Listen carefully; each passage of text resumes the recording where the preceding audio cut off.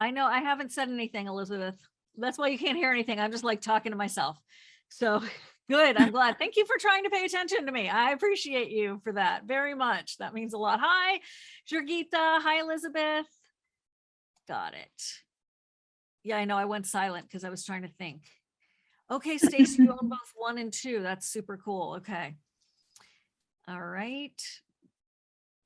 Just confirming. We're going to start in 1 minute. Where else are y'all from? Who else is here? Hi. Hello, hello. All right. Okay, Stacey, you own both 1 and 2. That's super. Okay, now we are back to Zoom. We go. Okay. All right, Norway. Wow. Okay, the Woodlands, Texas. Hi, Susan. And where are you from, Elizabeth? Great. We had 1,000 people register for this webinar. So I'm really excited because I think there's, hi, Linda, there's a lot of curiosity about this. And you've had tens of thousands of people already like deeply entrenched into Food Marble lifestyle, which is so cool.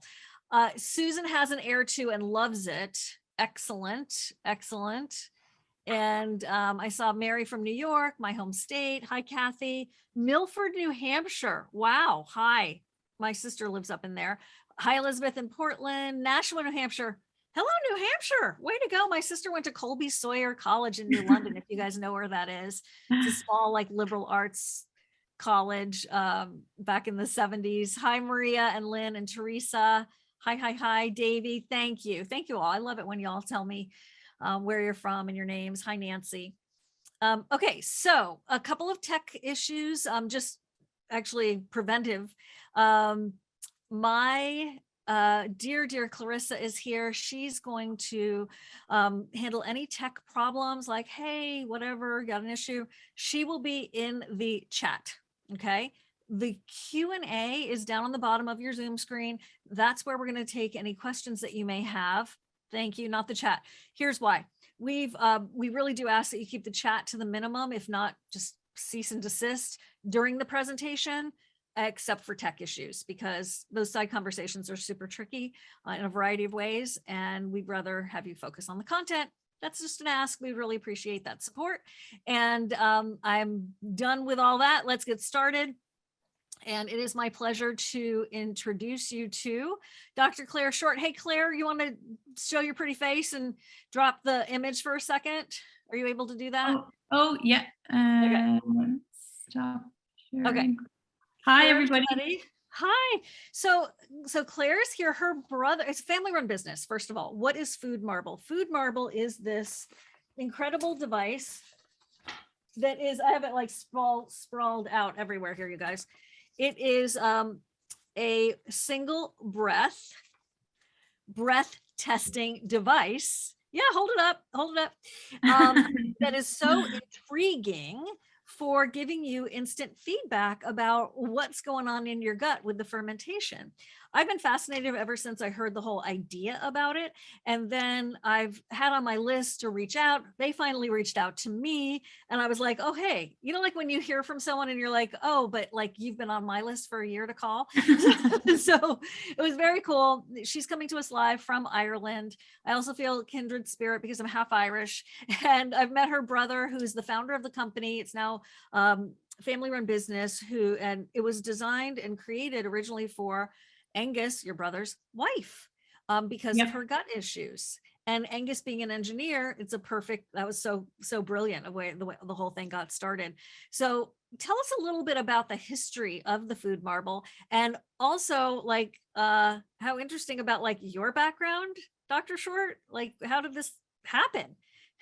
So my background is microbiology. I worked in research for over a decade before joining Food Marble. Angus being my brother from an early stage, you know, he's a very curious person. So when he moved in with Grace, he had all these different questions, and really the idea for the company came about when he saw the struggle that she had to go through, you know, getting her IBS diagnosis initially. And then at that point, a lot of people are kind of left in a position they're not really sure what to do next. And, over the last 5 years, there's been a lot of advancements, and really our goal as a company is how can we make the lives of those suffering with IBS and Sibo better. We know they're super common and they're complicated conditions, and everybody has different symptoms and different causes. So trying to understand that and kind of really help people understand their gut better. I suppose my interest really is in the microbiome. My PhD was on a bacteria that causes a lot of trouble in your small intestines. So yeah, was always naturally interested. And so when Angus asked me to join the company, I was there in a heartbeat. And so I've been with what was the thing you studied for your PhD? Oh, so it's a bacteria called Campylobacter jejuni, and basically it's probably the leading cause of food poisoning. And as we know, food poisoning can result in post-infectious IBS and Sibo. So it's a very relevant microbe to know a lot about. I studied it in great detail. I was looking at its DNA and how it uses its DNA to cause infection, but it's an extremely smart microbe. And this is just one microbe out of millions. And it has all these mechanisms to kind of dodge the human body and antibiotics and all these different things and get deeply stuck in the mucus. So what we're tackling in the small intestine and the colon, they're complex environments. So it's exciting to have, I think, a tool to start to be able to measure that in real time, because we know it's always changing. So yeah, very intriguing to kind of look at what's happening on the individual level and can they use that data to kind of make better decisions, I suppose. And go ahead and we'll get you into the slideshow. Yeah, I can turn on the What's slide. very cool about Food Marble is also just, first of all, that background. Like, I love it when things that seem to be random all come together and you can see that there's clearly a mission and a purpose about, like, oh, this is so interesting. Angus married Grace. Grace had gut issues. He's an engineer. And then Claire, the sister, there's Angus and Grace, just look so beautiful. So beautiful. Thank you for that.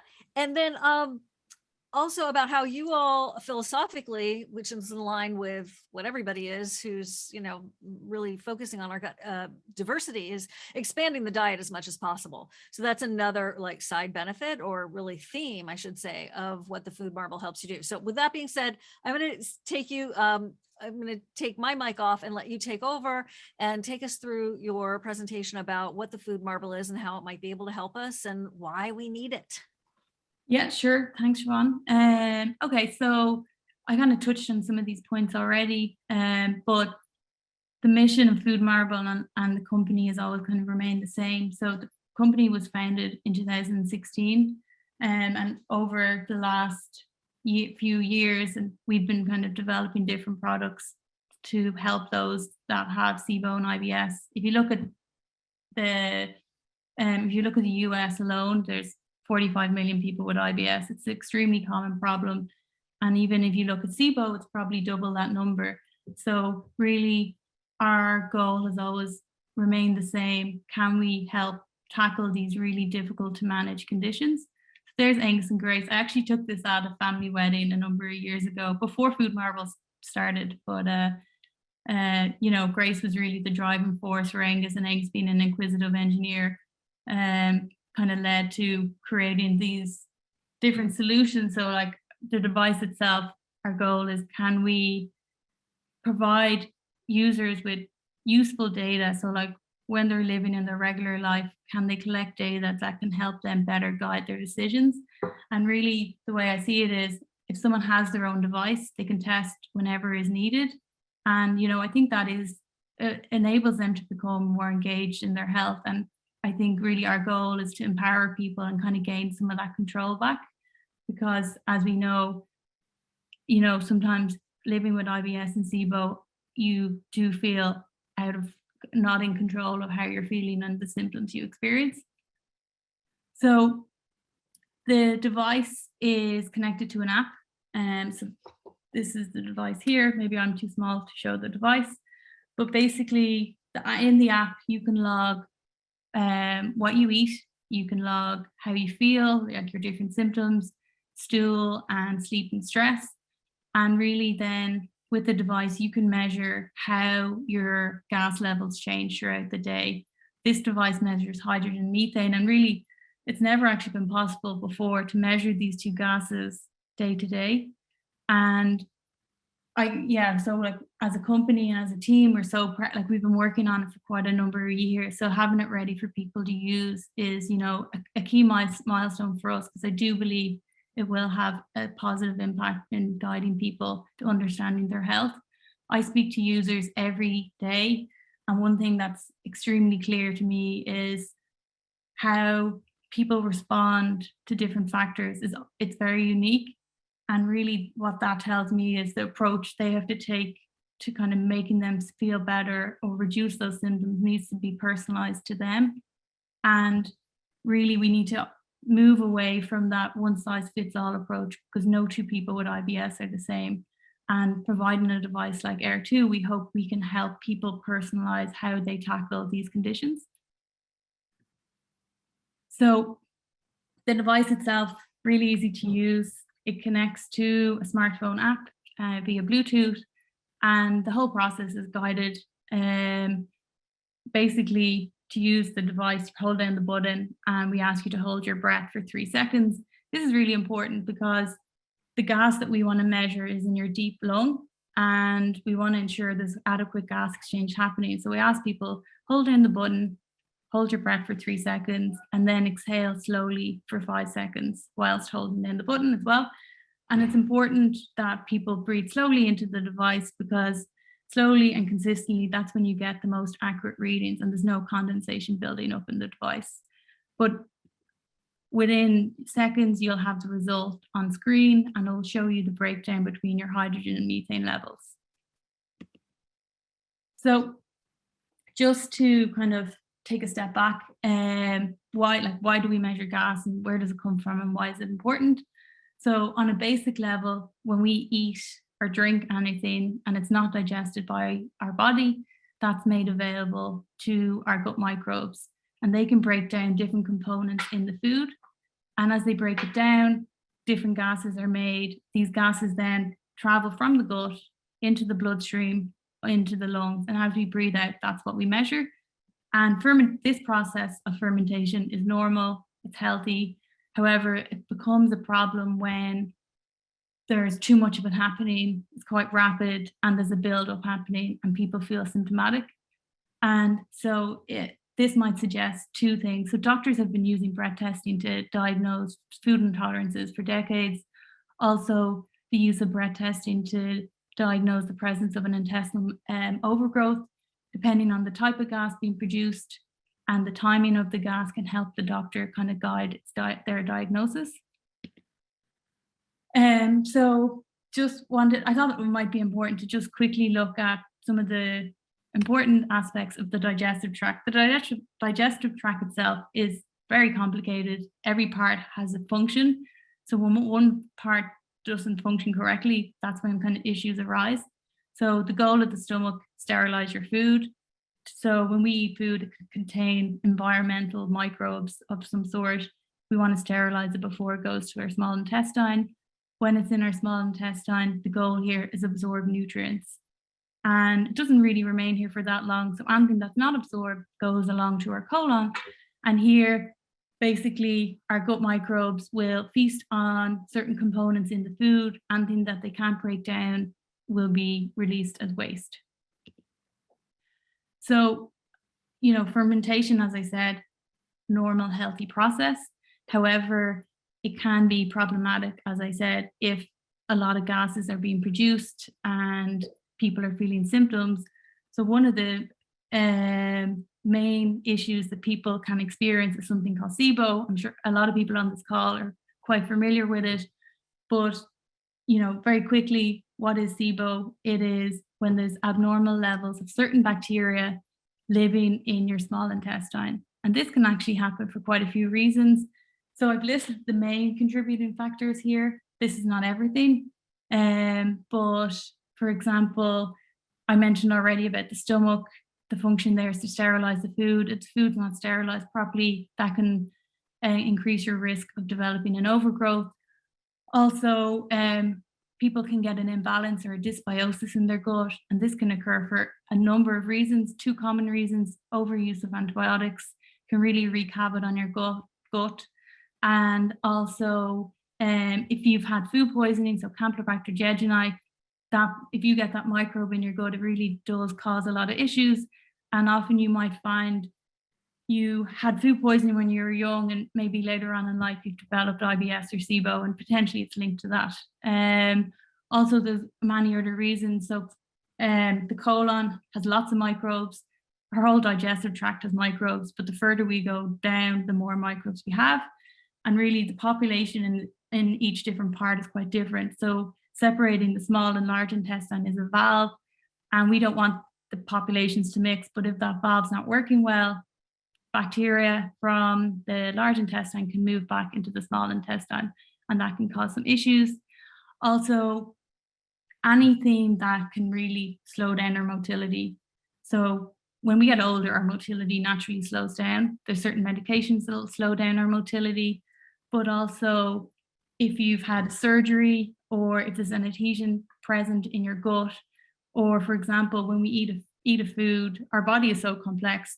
After we eat a meal, our digestive tract basically wants to clear out the system and remove any waste. If that's not functioning properly, some waste will get left behind, and that can lead to a buildup. And when that buildup happens, that's when we see elevated levels of gas on the breath.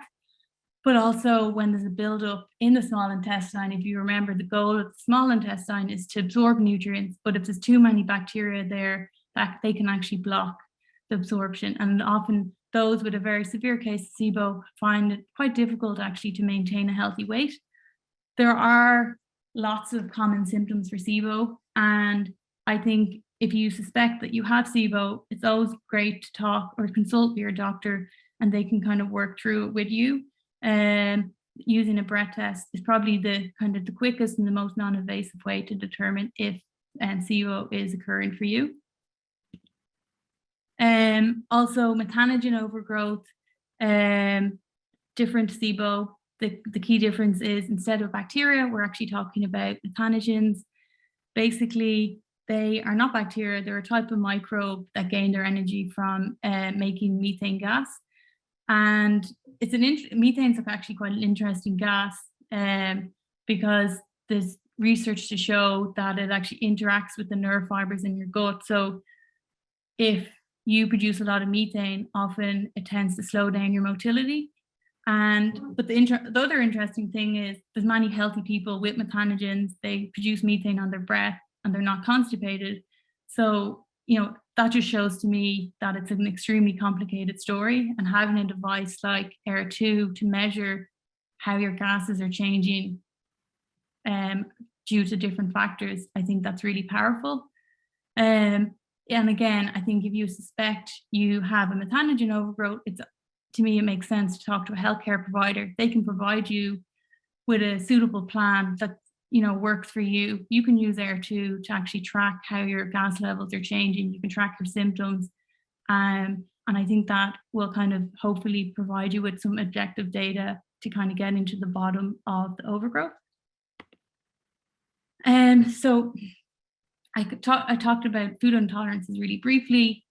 Certain foods for certain people cause a buildup of gas and water. We all have a different tolerance to how much gas we can withstand in our gut without getting symptoms.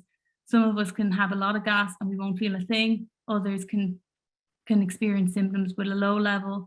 The really important thing is to find what is your level before you experience symptoms. So it's quite interesting.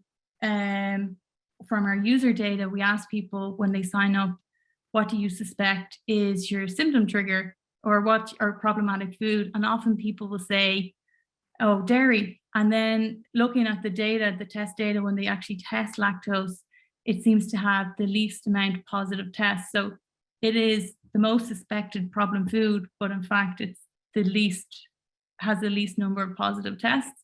So I think what that says to me, it is quite difficult to assess what your triggers are based off symptoms alone. We really encourage people, food's not the enemy. you know, even if you have a food intolerance, you're still likely able to tolerate a certain amount of that food. So it's really about portion size. And the more you can increase the diversity of your diet, that'll have, you know, huge effect and positive impact on your gut. So why is that? So when we eat a meal, hopefully it's containing fiber. So the fiber isn't absorbed by our gut, our small intestine, and that goes along to our large intestine. Here, this is where the microbes start breaking it down. When they break it down, as we know, gases are produced, but also another product called short chain fatty acids. There's different types of these. I'm not going to go into a lot of detail, but there are thousands of research papers looking at positive effects of short chain fatty acids on the gut. So keeping the gut safe, keeping out invaders, keeping it really healthy long term, but then also the overall effect and positive impact on our overall body and health. So if you take one message from this slide is find a fiber that you can tolerate. All fibers are different. How we respond to fiber is very individual. But if you can find a type of fiber that you can consume even in low levels over a long periods of time without experiencing symptoms, you'll see positive effects, and it really kind of benefits longevity. So that would be something I'd strongly recommend. And again, having a device, you can really test your tolerance and kind of understand, okay, that fiber is not working for me. I'm going to try something else. So this slide really just, I suppose, summarizes what I've said. We talked about why breath testing is useful for Sibo and methanogen overgrowth and food intolerances, but really going past that, once you've identified you have one of these and you've been given a treatment plan using the device, you can have that as your day-to-day tool that you can say, okay, this treatment's working. And we, as many of us know, with Sibo and methanogen overgrowth, relapse does occur. So identifying when that relapse might happen at an earlier time point, and then you may need to restart your treatment is important. So kind of really personalizing the approach to you, I think is quite powerful. And something else that we've been working on a little bit of Food Marble is using the device to find suitable prebiotic fibers for individuals. We know that there are many different types of prebiotics, but even within a group of people respond very differently. It's down to what bugs you have in your gut and whether they can metabolize it. You don't want to spend money on something that's not actually giving you any health benefit. So using the device, you can track whether or not you're metabolizing it and whether or not it's, you know, you're tolerating it as well. And then just briefly, chronic constipation, 20% of the world are chronically constipated. Probably about half of those people have excess methane. So that suggests methane is a driving factor in their constipation. You can, for those people, they'll be taking different supplements. You can potentially use Air2 to track your response to that supplement, track your bowel movements, and track your breath methane and see if it's working. So it's really, and I can't say it enough, personalizing the approach to you and your gut based off objective data. So this is a graph from a clinical trial that's ongoing at Johns Hopkins. So we presented this at a conference last year, so I'm able to show it. But basically the goal of this study, or one of the goals of this study, is can we improve how we're diagnosing and managing Sibo? And something that we're asking the patients to do is track their postprandial. So after they eat a meal, we ask them to take a number of breath tests, and can that post-meal breath hydrogen be useful in identifying those who respond to treatment? And the preliminary data suggests that those that produce more gas tend to respond better to antibiotic treatment. So it's early data, but yeah, pretty exciting, and we're looking forward to seeing where it goes. So this is my last slide. So basically, yeah, I can't emphasize enough, like, having a device that measures hydrogen and methane. It took us many years to get this ready. We're really proud of it because we believe it will help many people manage their complicated gut issues. You know, our fermentation profile tells us what's happening, tells us that there's changes happening in our gut. I've been tracking my fermentation for the last 4 years. It has changed a lot over the 4 years. Some people might say they're hydrogen dominant, they're methane dominant, but it actually does change depending on lifestyle factors and other reasons. So being able to track that change over time is really powerful. You know, as I said, we're the first to be able to provide a device to do this. So we definitely, nobody has the answers. Nobody fully understands what does day-to-day hydrogen and methane readings necessarily mean, but we do know how people respond to diet is very individualized. And, you know, there's many different approaches you can take to tackling your gut issues. Finding one that suits you is kind of should be the goal. And having a device like Air2, you can tailor that somewhat to, you know, hopefully reaching living symptom free. And like in my mind, you know, breath hydrogen can be a marker of activity in your gut. So I really think it can help tailor what's happening. And that, I think, is my last slide. That's awesome. No, thank you very, very much. So that's what it looks like. We have some people on the, thank you, Claire. That was great. That was great. We have some people who have actually do own already the Air 1 and the Air 2. The Air 2 is the newest version, which allows you to measure those methane levels that you were talking about. So is this a lactulose breath test, like going to the GI doctor or, you know, one of the labs? No, this is a breath test on demand, like which will allow you to track how food is fermenting in your gut, which is what I think is so intriguing, because I can eat an apple and not feel well. I can eat a bite of an apple and be fine. Mhm. Right. So what happened within my gut that made, what was my threshold?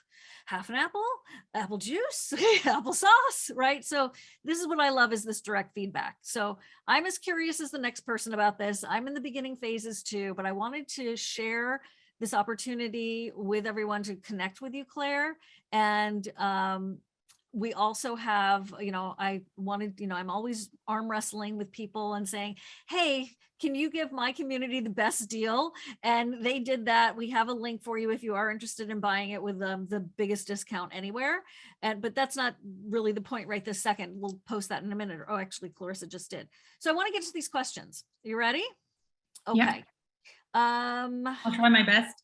Okay, and by the way, we have they have a great group of customer service representatives who are not just about taking the order and, you know, like where's the FedEx and all that, but actually are quite highly trained that can help. So we'll give you that information as well. But there are a ton of great questions. So right now I'm stressing because we have so many, but I will do my best. It would be great to know how the food marble gas numbers relate to the parts per million on the breath test that I was just talking about. Claire, is it measuring a parts per million like on those breath tests? Yeah, so basically we are showing consumers a score between 0 and 10, and that's a conversion that we did from the sensor. We can also convert it to parts per million. So right now we're only using the fermentation score as a guide for consumers. However, for our medical product, or if a consumer is working with a doctor or another healthcare provider, we give them access to the parts per million. Okay, so you felt parts per million was, you know, it can be a bit overwhelming sometimes. But with the fermentation score, we try to simplify it in a way that you can tell, okay, there's low levels of fermentation happening in my gut, or actually there's quite high levels. The difference, I suppose, between 50 parts per million and 80 parts per million, you know, they're both quite high. But if people want that extra detail, we're happy to connect with their healthcare provider and give them access to the parts per million.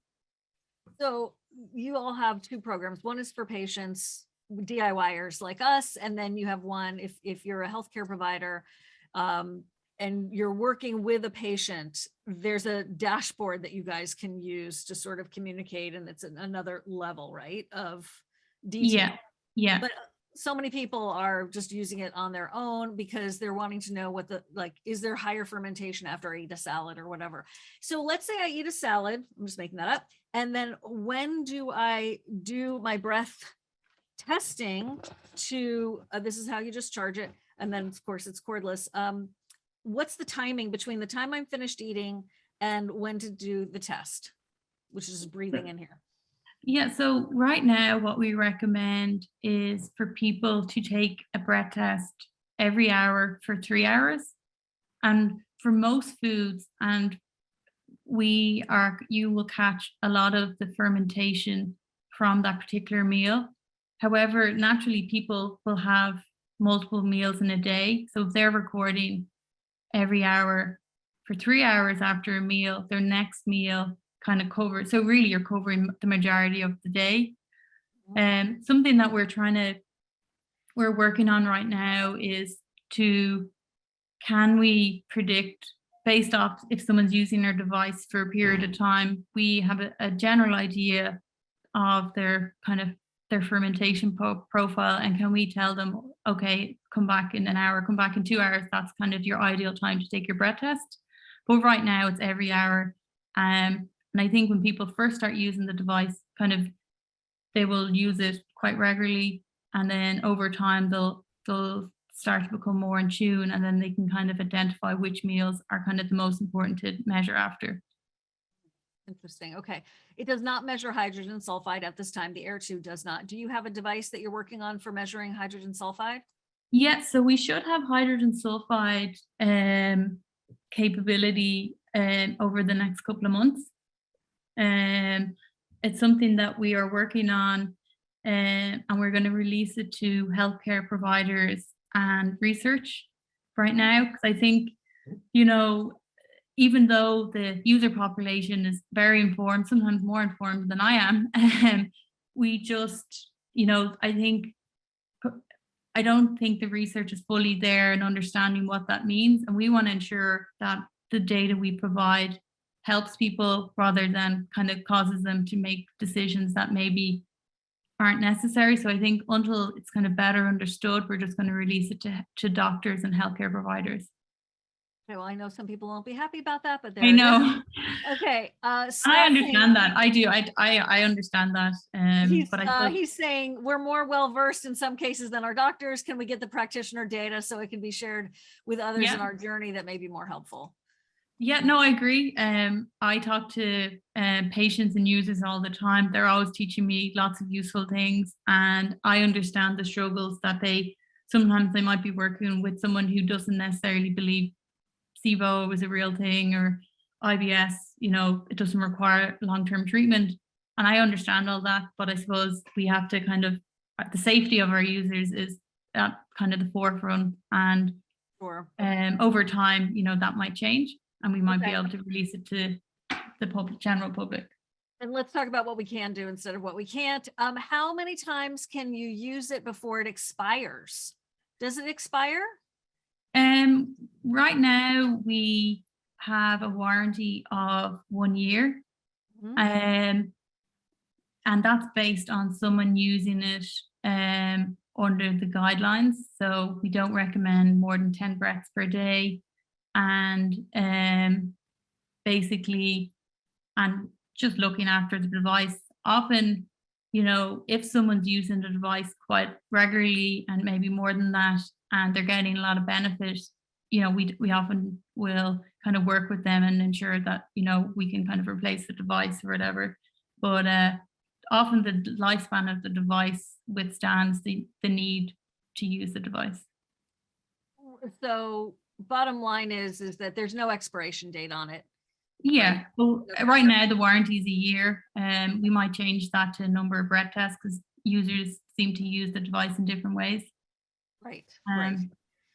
Okay, but so I just don't want to be stingy with it. So I mean, I'm not going to use it 100 times a day for a year, right? So you're saying that with normal use, it should last a really long time. Yeah. So for example, I have a device, an Air One device for a number of years, and many people within Food Marble have their original device. But really it's definitely for Air One, breathing kind of slowly and gently into the device is definitely prevents any kind of condensation or any buildup within the device. Okay. A couple of other, okay. And so there's no subscription fee or anything. There's no monthly fee to use the app. Okay. It's included. Let's see. Okay. So what's the difference between Air One and Air Two? So Air 2 measures hydrogen and methane, Air 1 measures hydrogen only. Okay. I burp and belch often after I eat, even though that's not a slow breathe out, because the air coming out of the depth of my lung.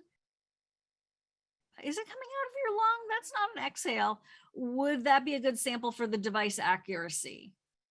So it's not really coming out of your lung per se, is it? I haven't really thought of this before. Yeah, so the gas is created in our gut and it transfers to our lung via the blood. So as we breathe out, that's what we they're saying when measure. they burp and air comes out of their burp. We haven't tried that, but really, based off, we've done like extensive testing against quintrons, gas chromatography, mailing kits, and really the ideal method of collection that we can stand over is breathing, holding your breath for 3 seconds, breathing gently into the device for 5 seconds. And Kathleen then wants to see you do it. So go ahead. Okay. So you hold in the button. Mm-hmm. And let me just turn on my app. Okay, so you hold in the button. Oh, I think my battery's gone. So basically you'll hold in the button like this and just hold your breath. Show me the button side. Show me the button side. Yeah. Okay. So you hold in the button and then you want to hold your breath for 3 seconds, and then you want to bring the device to your mouth and then exhale slowly for 5 seconds. Okay. And that's it. So my battery actually just went. But that's how it goes. Yeah. So and then it connects to the app. Yeah. So you'll open the app screen and it'll say hold in the button, and it'll show you what the button is. And then as you hold in the button, there'll be a countdown on screen and it'll say hold your breath, and it'll count down to 3. And then it'll ask you to keep holding the button and then to exhale slowly for 5 seconds. Okay. What happens if it shows no methane levels when you do a reading? Susan's asking about that. So I think that's quite interesting. So basically, when I first started measuring my breath, I had no measurable methane on my breath. And then, now I have methane on my breath, and I've been doing tests on Quintron on loads of different devices. So my gas profile has changed. So at one time you may have more of one gas than the other, but I feel confident that gas profiles are not a static thing and they will change. So no methane is not a good or bad thing. It's just your gas profile. I think the important thing is to identify when you're producing too much gas. So not producing any methane, but it's important to produce, I suppose, some gas. So having some hydrogen would be important. So if condensation gets in the device, does mold grow? Well, make sure you're cleaning it, right? How do you clean it? No, I don't think we've had any issues with mold. Okay. And the way the device is designed, it kind of prevents that from happening. So we made changes to the device, but really breathing slowly, you won't have any issues. Okay. So you're not taking a breath before you hold your breath. You're just holding your breath for how long? 3 seconds? 3 seconds. Yeah. It's very natural and normal. It's not like an effort. It's throwing. Yeah. Natural and normal. That's exactly it. So I just held my breath for 3 seconds and then I just breathed out for 5 seconds. So it's don't overthink that part. Don't overthink that part. Yeah, so basically what we say to people when you breathe out, it's kind of like you're cooling soup on a spoon.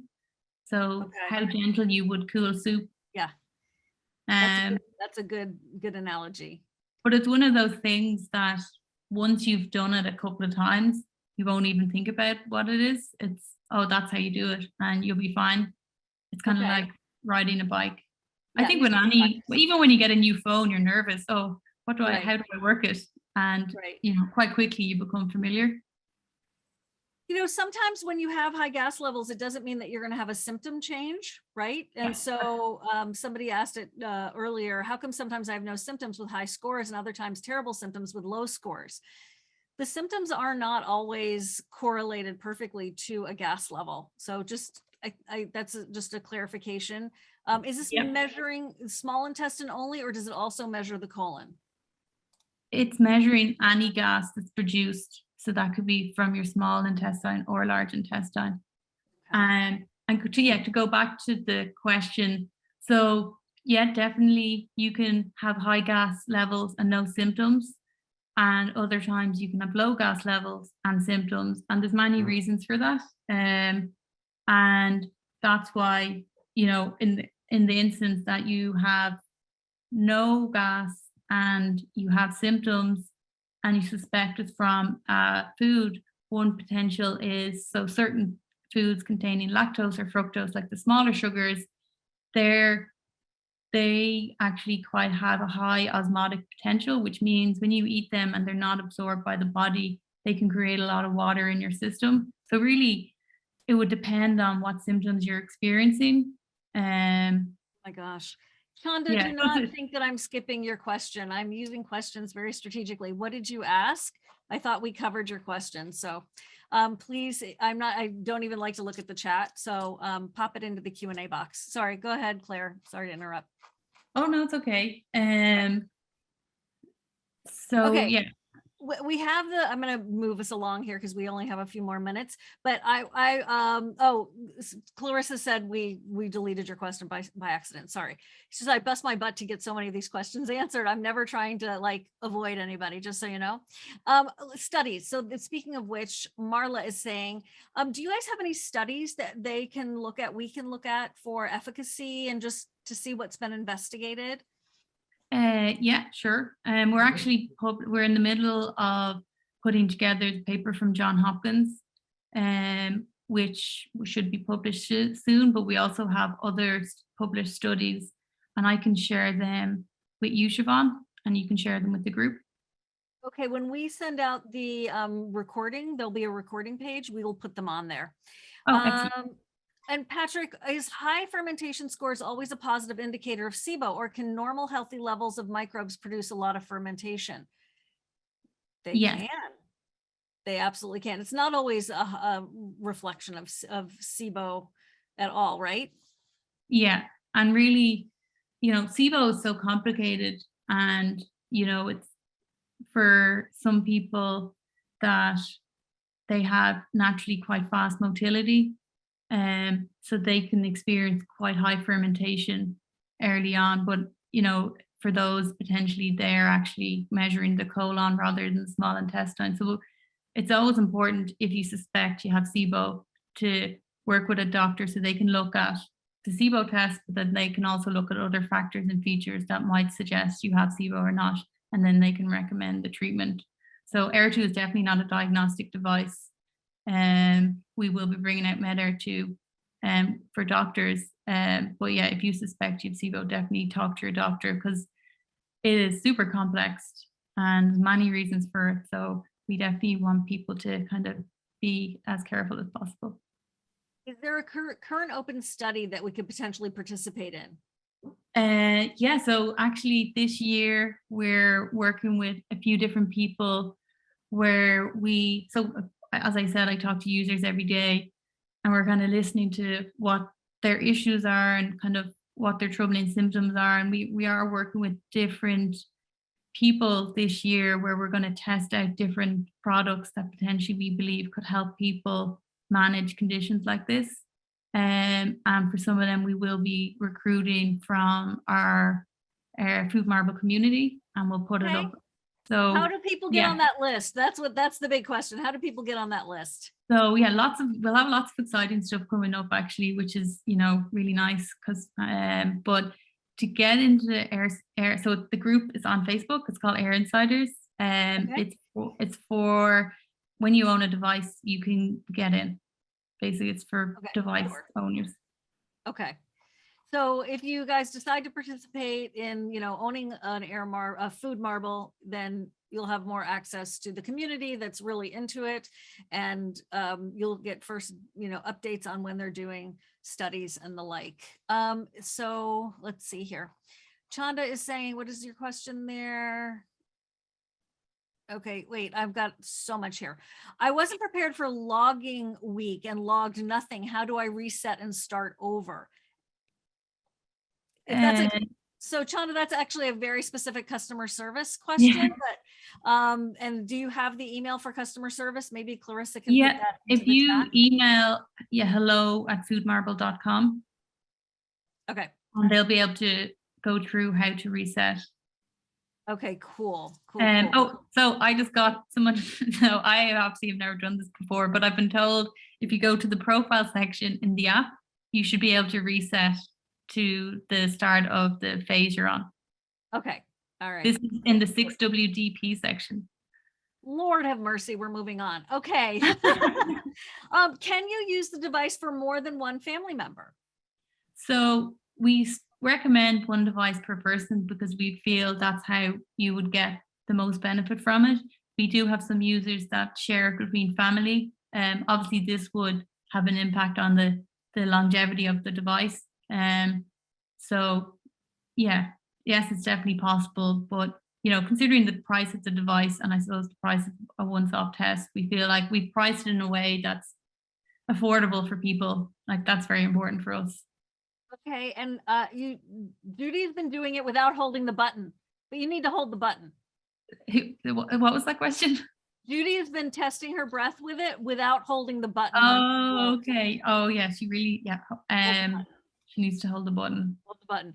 Okay, so you need to have a functioning cell phone connected to the internet when you want to measure your gas. Yes. Well, you can. So you need to have a Bluetooth connection to connect to the device, and if you're out of Wi-Fi, the data will be stored on the device, and when you go into an internet connection, then the data will be sent to our database. So yeah, you will need one at some point, but the device will function without internet. Oh, that's very cool. Okay. Mine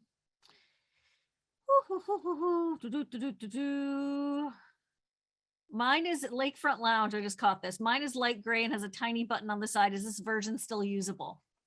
So that's Air 1. That version is still usable. So yeah, there's no button for breath test in Air 1, and yeah, it should still be usable. If you're unsure, you can definitely contact hello@foodmarble.com and they can check your device remotely and make sure everything's okay. Cool. What are the reasons that the valve between the two intestines wouldn't be working well? Is it too much fat, poorly functioning nerves, mineral deficiencies? What are the top reasons basically for the ileocecal valve not working?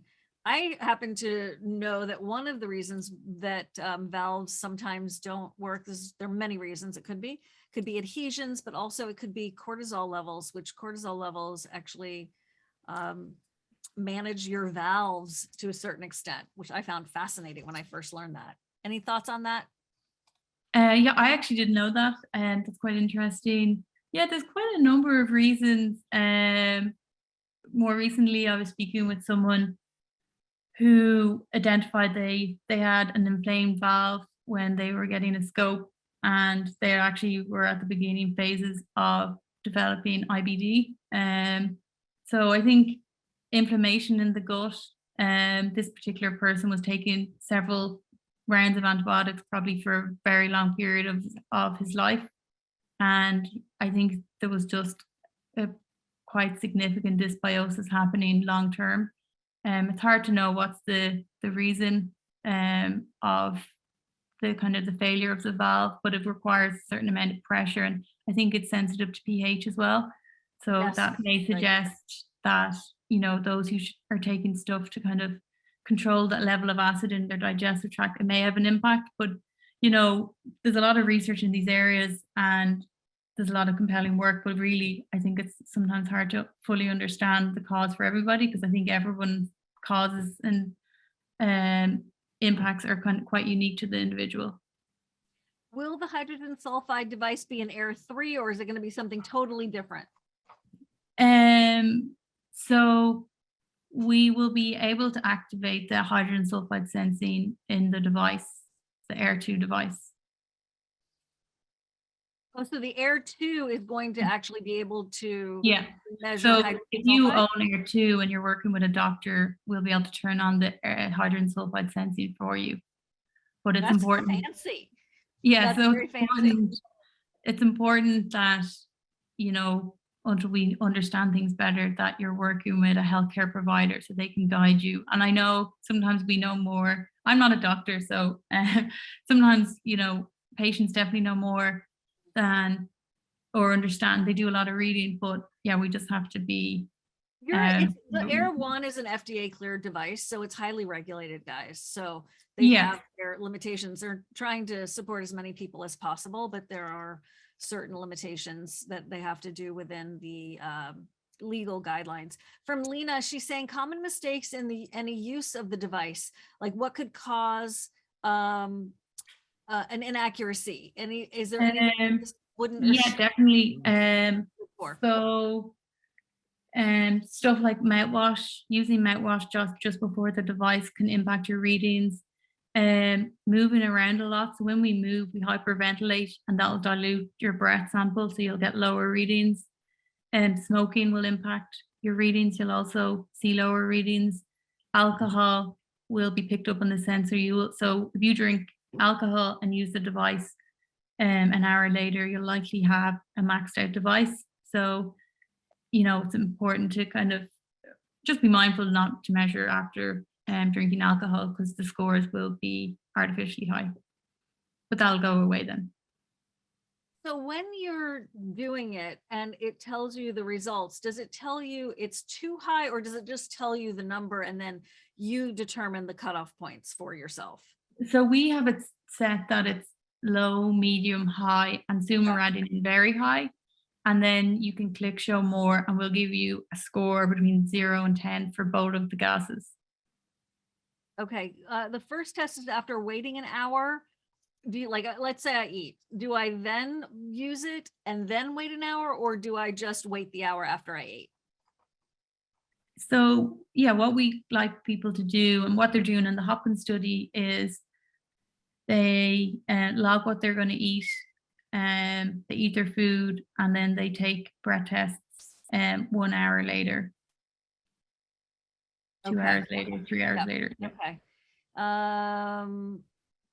If you need to consume the foods you're testing before you test, Linda, I'm not sure if I understand your question, but I think you do need to eat the foods. It's not like an allergy test, right? Yeah. So yeah, definitely food intolerances and allergies are different. And I think that's why something that we're always communicating to people is, even if you get a positive score after doing your fructose or lactose test, that suggests you could use a lot of gas, and especially if you're symptomatic, but you can likely tolerate a lower amount of that particular food.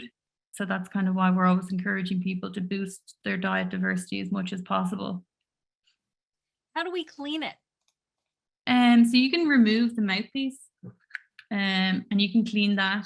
I'm wondering what Air 2. Yeah, so I need to, because there's a filter on Air 2 mouthpiece. I assume we can still clean it.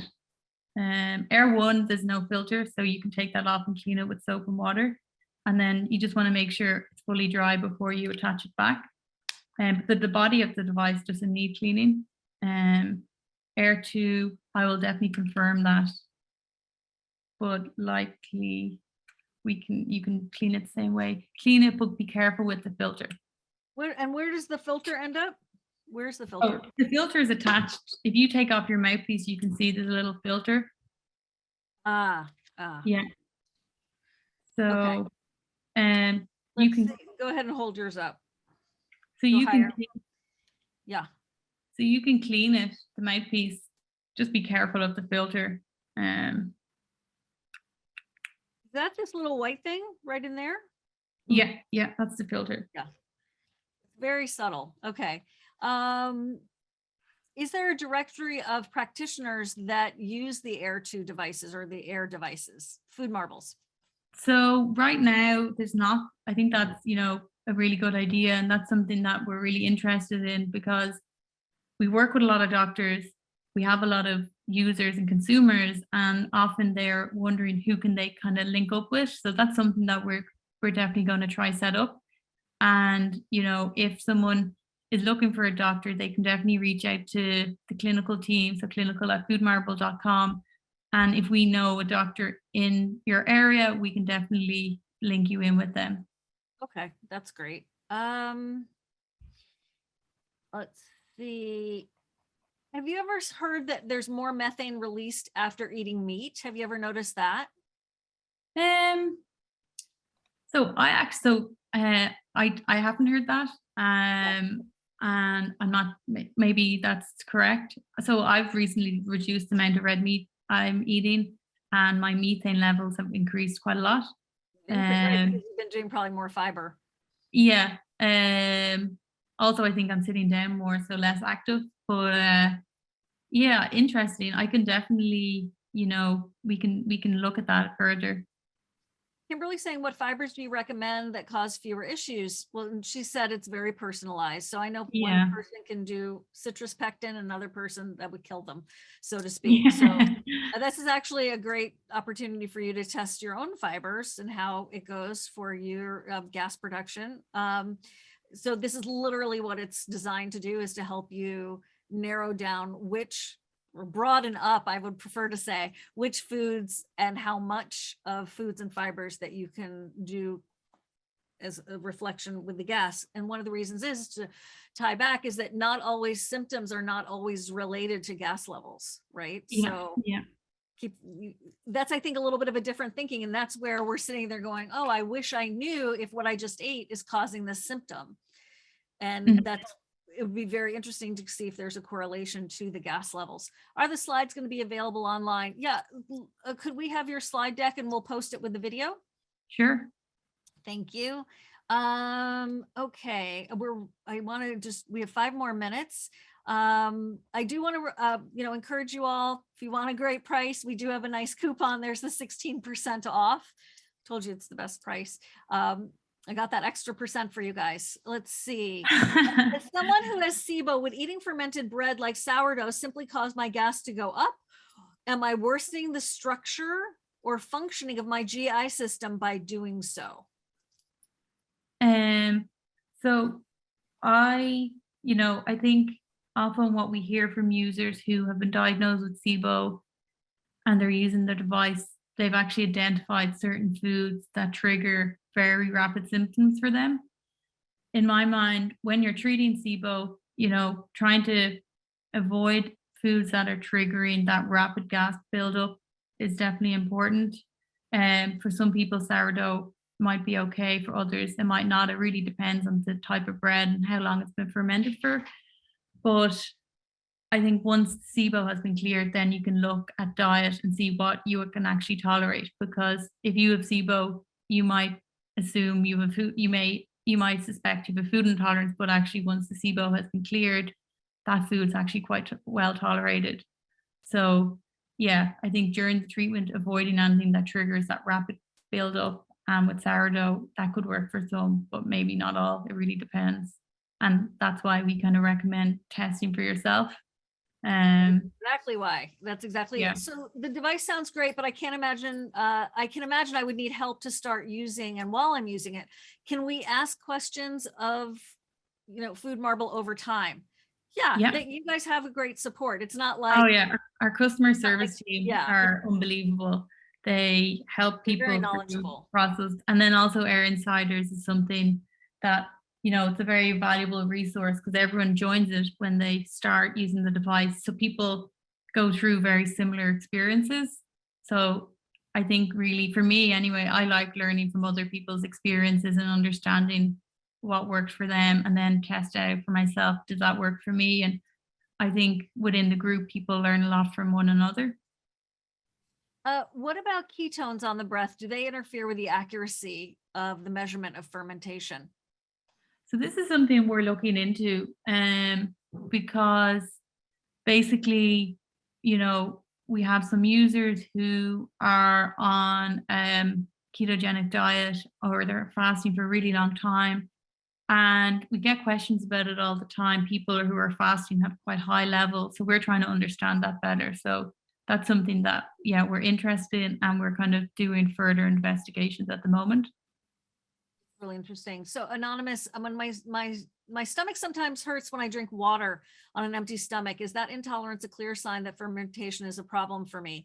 I don't have much gas, bloating, or other gut symptoms, so I'm a bit confused. Drinking water should not cause fermentation per se. But you could be experiencing I call it a plumbing problem, right? Sometimes people can even get bloated from drinking water, and it's not because you created a more fermentation response. It's Dr. Pimentel calls it like when you go to a birthday party for kids and the clown is making those long birthday balloon animals out of like the little wiener dog and stuff.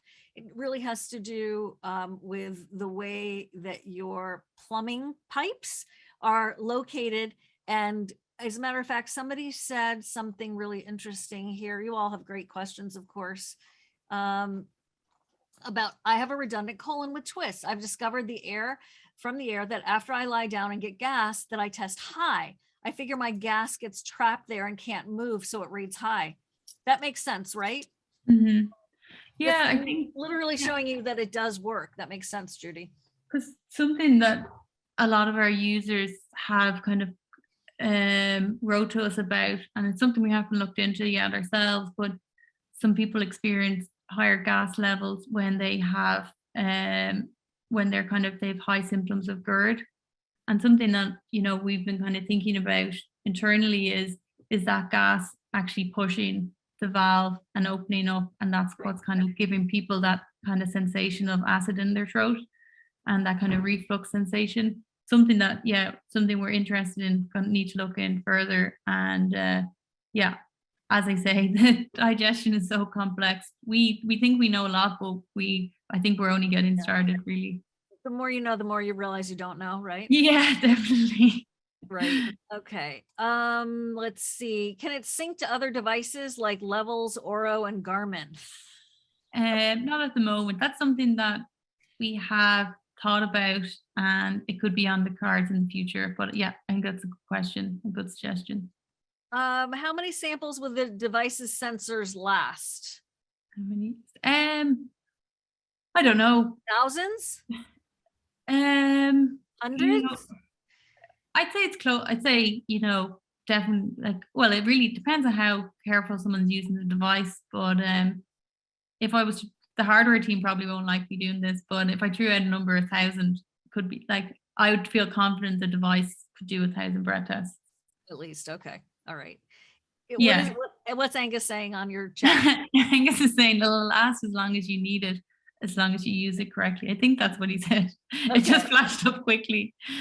I hope the app is able to be downloaded onto older phones with older iOS systems. Shivan. Systems. Symptoms. Freudian slip there. Does it work with older devices? It works with most smartphones. Sometimes when there's a new release, sometimes it may not work for a very short period of time, but at the majority of phones and operating systems, it does work. If you're unsure if it works with your phone, you can definitely reach out and ask us. I wouldn't know that off the top of my head. Okay. All right. It generally works with most standard smartphones. Yeah. Any other customer service, sort of like device related, like you can tell I'm not hardware of it. What is the email again? I know Clarissa's been popping it in there. This doesn't help with Candida, just so you know, Harriet. That's a different thing, right? It's a fungus, and there's probably definitely fermentation there, but this is not for that purpose. But it's a great question. One day, maybe. So the email address is hello@foodmarble.com. Okay. What's Angus saying? Yes, I'm working on Candida. No, he just sent me the email. Okay, no, we're good. I do know that. I know Clarissa's here. It's fine. Okay, last question. I know you guys have great questions and I appreciate it. You can reach out to them, ask your questions if we didn't get to it. But there's an optional food kit. So what is that related to the air too, which is what we've been talking about? Yeah, so the food kit contains 4 packets of commonly hard to digest sugars. So lactose found in dairy, fructose found in fruits, sorbitol found in fruits and vegetables, and inulin found in wheat products. So we have a program within the app. It's right now, it lasts 6 weeks. In the first week, you record your regular diet, your regular symptoms, take a number of breath tests, and you establish your baseline. Then the following week, we ask you to restrict fermentable foods from your diet in the hope to see your symptoms drop. Because we want to see, are your symptoms correlating to your gas levels? Because there's many reasons people can be symptomatic. Fermentation is definitely one factor that could be driving it, but there could be other factors. For example, people who are quite stressed out or anxious, that affects your digestion. And, sometimes that can cause you to feel quite symptomatic after eating, and you may not see the same fermentation levels on your breath. So at the end of the second week, when you've restricted all the fermentable foods from your diet, we then ask you to go through a process of discovery where you do a 3-hour test with each of the FODMAPs. So one per week. So week 1, you could test lactose. So over a 3-hour period, you would take a number of breath tests and log your symptoms. The day before you do the test, we ask you to follow the same guidelines as you would follow in the clinic or at a hospital setting, which is, I'm sure everyone's aware, you eat a low fermentable diet the day before, and then you fast for 12 hours. And the reason we ask people to fast is so that their system is very low, has low levels of gas and water, because then the following morning you'll measure your baseline to check how much gas is there. And for some people, they'll find that their gas levels are still elevated after 1 day of preparation. And for some, you may need to extend the preparation to the following day. But often, if you think about it, our bacteria and microbes in our gut, they follow the same routine as us. So when we go to sleep, they generally slow down. So sometimes you might wake up in the morning and your gas levels are quite high. So we ask people to wait an hour before doing their test. And often at that hour point, your gas levels have lowered down to a low enough level to start. So then you'd measure your baseline breath reading and log your symptoms. You would drink the sugar solution as quickly as you can. And then over 3-hour period, you'd measure your breath every 15 minutes. And then at the end, you'll get a result telling you whether or not you malabsorbed it or not. Okay. And then you do that with the 4 different substrates. And then at the end, basically, you will be given a digestive profile. And in the app, we have a food database, over 2,000 foods, and the database will be personalized to you. So you might find I have an issue with lactose and I have an issue with fructose, but I'm fine with inulin and sorbitol. So in the database, we'll highlight which foods that you tolerate very well and which ones that you need to be kind of more mindful with. So that doesn't mean you don't eat them. It's just be careful when you're eating them in your meal, when you're planning. So I did not mean to cause any confusion. That is is that a different device, or it's just a different Same device? Same device. And we can buy the substrates from you if we want. Yeah. Okay. And is that obvious when we're checking out? Yeah. So it'll come up on the second page. Okay, so if you all want to take the same device and see if you have any responses to the substrate she was just talking about, it should come up, and use coupon code Shivan. Will they get a discount on the substrates as well? Yeah, they will. So one thing, if someone is in the process of being treated for Sibo or suspect they have Sibo, I would recommend waiting until you have kind of gotten to a place where your Sibo is under control before you go through the 6-week program, because you want to ensure the results you're getting represent your digestion rather than when you had Sibo. Oh, interesting. Very interesting. That's very interesting. And the reason, just to connect that dot, and then we are going, is because SIBO can lead to food intolerances. So once you clear up your food and once you clear up your SIBO, a lot of people can do fructose.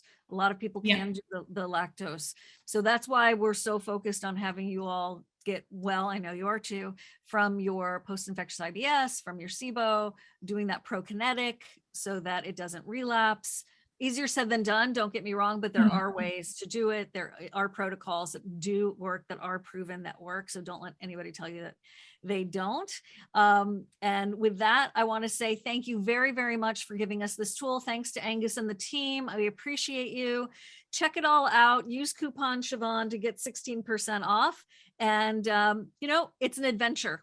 It's a tool. This could be something that is fantastic for you to really give you that feedback. And also, I think, to keep you motivated, because I know that it's very draining and very exhausting to have this kind of a chronic condition and feel like you're floating in a sea of mystery, but to have that feedback come your way so quickly after eating something that you're like question marking about, or maybe it's fine, but you just ate a whole bowl of carrots versus, you know, a carrot.